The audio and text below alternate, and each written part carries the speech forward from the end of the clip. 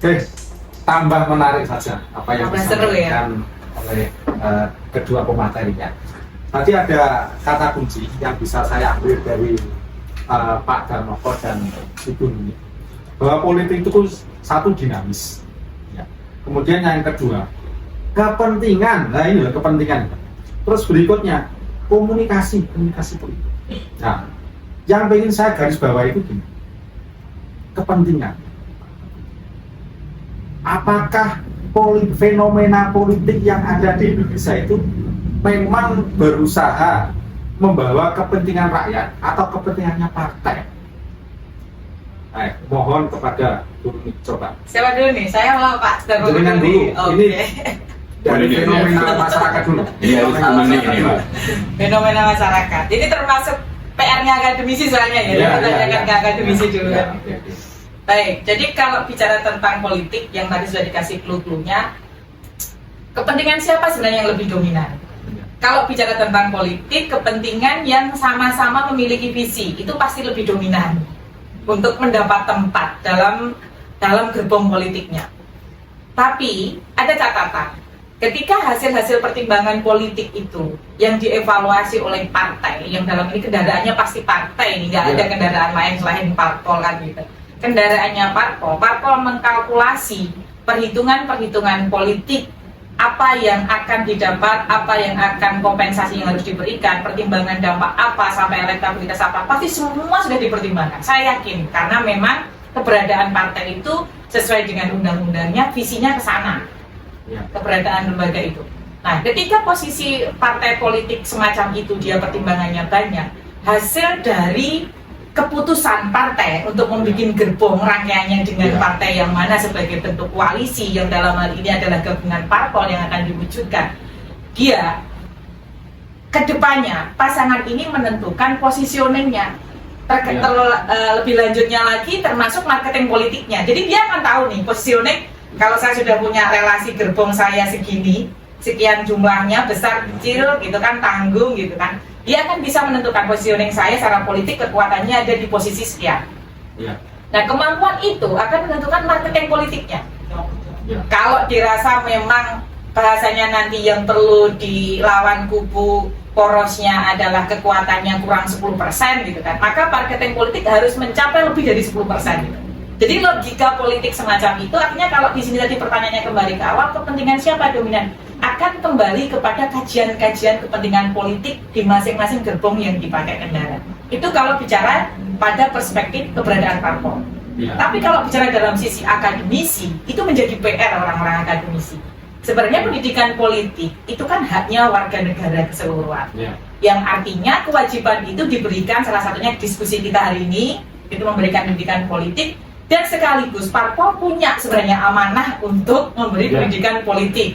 Selain kita bicara tentang pemerintahan juga punya PR untuk peduli dengan pendidikan politik masyarakat. Artinya kalau bicara normatif, ideologisnya orang akademisi ya ini menjadi kewajiban kita bersama. Seharusnya nggak ada kepentingan-kepentingan yang hanya untuk segelintir golongan kelompok partai, itu seharusnya nggak mendominasi, tapi menjadi demokrasi politik yang benar-benar terjamin etika moral dan seterusnya. Seperti itu, Pak.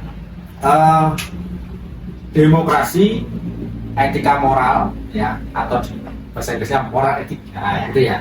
Sekarang saya tanya kepada Pak Darmoko, sebenarnya bukan bertanya ini ya, berdiskusi lah, perguruan tinggi, ya, itu kan dari sisi pendidikan, itu kan memasuki usia dewasa. Kalau SMA ke bawah itu anggap saja remaja ya. Kalau perguruan tinggi itu sudah dewasa, siap untuk belajar dan nanti terjun ke masyarakat. Nah, di Unmer, adakah pendidikan politik yang bisa nanti diserap oleh mahasiswa sehingga nanti ketika terjun ke masyarakat, baik itu menjadi pemilih maupun menjadi nanti aktif di parpol, itu akan membawa kepentingan yang baik? Nah, ya Pak Nanu, jadi kalau kita masuk ranah politik ya, politik itu memang kalau saat sekarang ini atau kita melihat pemilu presiden kemarin, itu sebenarnya yang terjadi sekarang itu menunjukkan betapa ilmu politik itu dinamikanya sangat luar biasa. Kompleks. sangat kompleks, dinamis sekali gitu kan. Bahkan apa namanya orang pun kadang-kadang memprediksi akhirnya nggak bisa, banyak faktor yang kalau dulu misalnya 1, 2, 3 faktor, sekarang muncul faktor-faktor lain yang mempengaruhi partai politik itu untuk melakukan koalisi gitu kan. Tapi kalau saya lihat dari pertanyaannya Pak Nanu tadi atau tema tadi, pendidikan politik, saya kan gini, orang kalau mau masuk politik atau orang-orang yang masuk di DPRD itu biasanya kan orang-orang yang mereka tidak sembarang orang Pak. Mereka mempunyai kemampuan mereka. Selain kemampuan intelektual juga kemampuan finansial sebenarnya kan.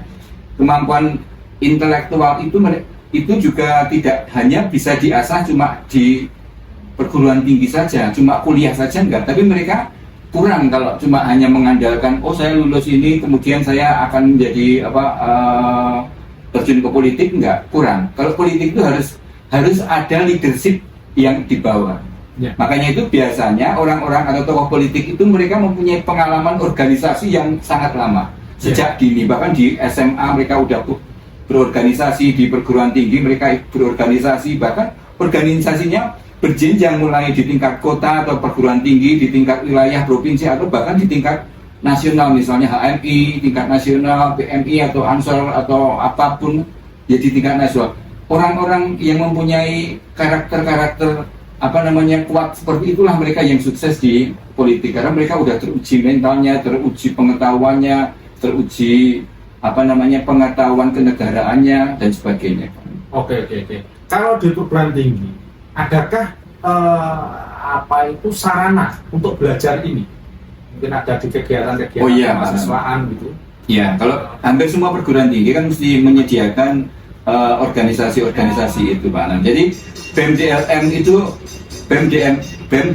dan HIMA itu adalah UKM, yaitu itu adalah pintu awal kalau ingin belajar berorganisasi. Oke. Selama mereka di situ, mereka akan dengan berorganisasi kan mereka akan terlibat konflik, terlibat birokrasi. Akan muncul mentalnya, akan muncul kelihatan leadershipnya. Akhirnya dari situ mereka akan naik semuanya. Karena terbiasa organisasi, misalnya akan ikut berorganisasi yang lebih tinggi. Akhirnya mereka pasti karena mereka merasa mempunyai leadership, maka dia menginginkan supaya dia bisa mengelola, bisa mengatur ruang yang lebih besar lagi. Makanya mereka akhirnya bisa organisasi yang lebih besar itu misalnya ikut partai politik, ya kan, kemudian bisa mencalonkan sebagai calon caleg dan sebagainya, calon wakil dan sebagainya itu. Jadi awalnya itu ya harusnya di organisasi-organisasi tingkat bawah misalnya BEM-DLM, HIMA, Prodi itu tadi. Oke. Ada kata-kata yang menarik. Ya. Demokrasi, demos, kratos atau kratei. Pemerintahan dari rakyat, oleh rakyat, untuk rakyat. Artinya itu kan kepentingannya itu seharusnya kan menjurusnya ke rakyat. Betul. Pada negara modern itu diarahkan bahwa kepentingan rakyat itu ya kesejahteraan rakyat. Rakyat itu nggak tahu loh.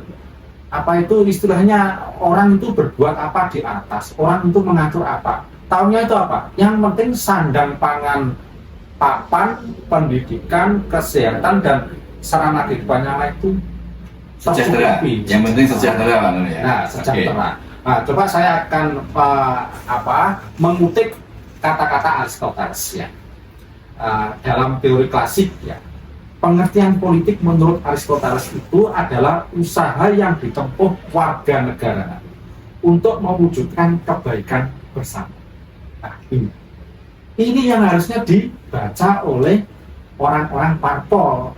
Kami selaku warga negara seharusnya mempercayakan kepada mereka untuk berdaya upaya mewujudkan kesejahteraan masyarakat. Nah, ini diperkuat oleh Pramlan Subagti. Nah, itu dalam Pramlan Subagti politik, beliau guru besar politik itu ya. Guru besar politik ya. Politik. Beliau mengatakan bahwa politik itu interaksi antara pemerintah ya dan masyarakat dalam rangka pembuatan dan pelaksanaan keputusan yang mengikat.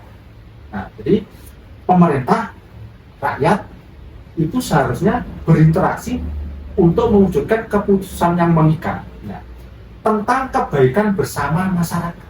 Ya, lagi-lagi kepentingan masyarakat. Betul. Terus yang tinggal dalam suatu wilayah tertentu lah, cocok ini.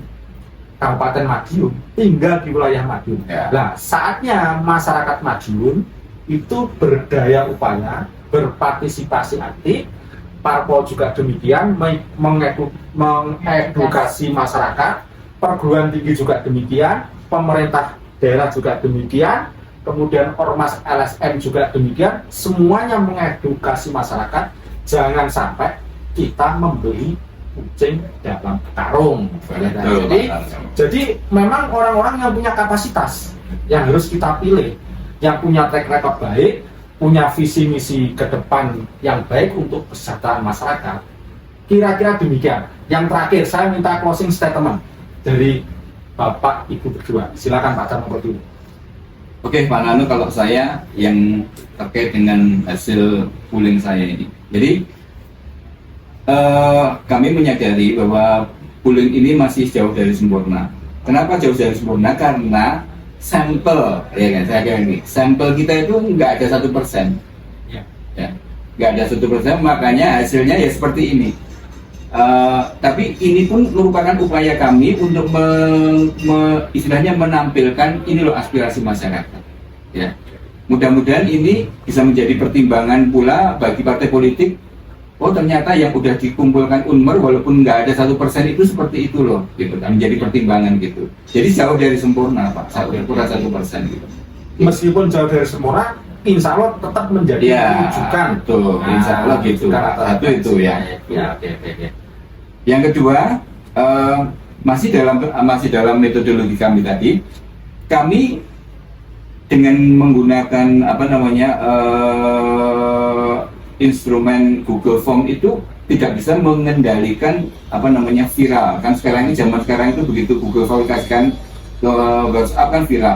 Kami tidak bisa mengendalikan lajunya atau pergerakannya Google Form itu, sehingga mau nggak mau untuk sementara kami mengabaikan itu. Yang penting kami lihat secara domisili semua kecamatan terwakili.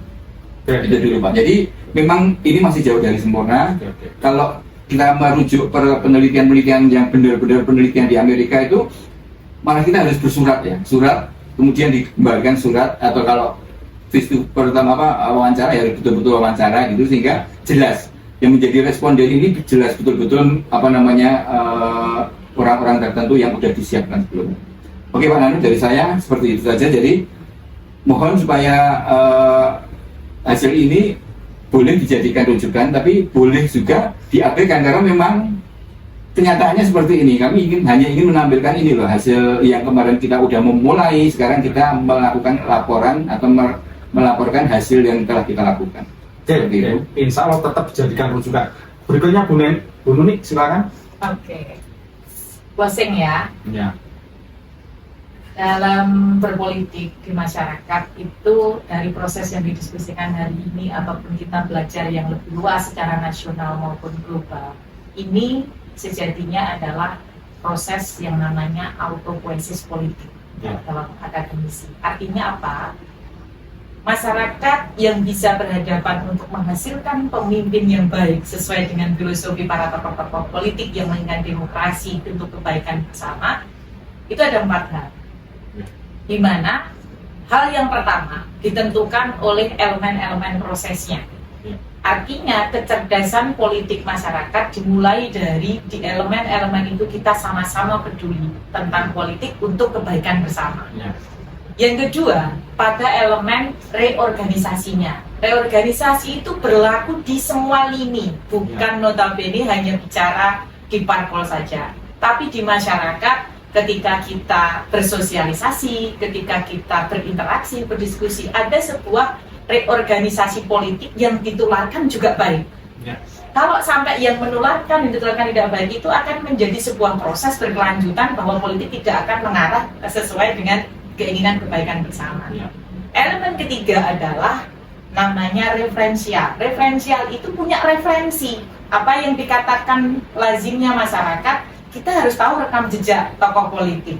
Kita harus punya kapasitas pemahaman politik yang baik, tokoh yang baik, karakter yang baik, pemimpin yang baik itu referensinya seperti apa. Berarti ada referensi yang harus kita sadari secara politik, kita harus belajar bersama. Tidak ada yang lebih menggurui atau lebih pintar, tidak dalam hal diskusi kita. Bahwa kita butuh referensi untuk saling punya kesadaran. Dan yang terpenting di autopoiesis politik itu adalah kita tahu kapan saat terbuka, kapan saat tertutup. Nah sekarang ini yang mulai agak hilang kan, apalagi dunia media sosial yang luar biasa, semua akhirnya buka-bukaan dan lain sebagainya. Kita nggak tahu kapan di posisi ada kapan terbuka, kapan tertutup. Padahal di autopoiesis politik itu sudah hukum dalam dunia biologi. Kenapa saya kutip itu menjadi proses di dunia biologi? Ketika kita berproses, sejatinya kita punya kemampuan untuk menyesuaikan diri dengan hal yang baik, asalkan elemen-elemen tadi kita lakukan yang baik. Yang garis kesimpulannya adalah pemimpin yang baik itu dihasilkan oleh pemilih-pemilih yang baik dan cerdas. Seperti itu, Pak. Pemimpin yang baik dihasilkan oleh pemilih-pemilih yang cerdas. Jadi kita harus jadi pemilih-pemilih yang cerdas, didorong oleh perguruan tinggi. Ya, kita akan nantikan karya LPPM Unmar Madiun berikutnya, gitu ya. Oke, saya pikir saya tidak memberikan closing atau memberikan istilahnya kesimpulan akhir karena sudah terangkai dalam perjalanan yang cukup panjang tadi. Terima kasih atas segala perhatian. Terima kasih kepada Pak Darmoko, kepada Ibu Nuni, dan kepada seluruh pemirsa. Mohon maaf atas segala kekurangan. Wassalamualaikum warahmatullahi wabarakatuh. Waalaikumsalam warahmatullahi wabarakatuh.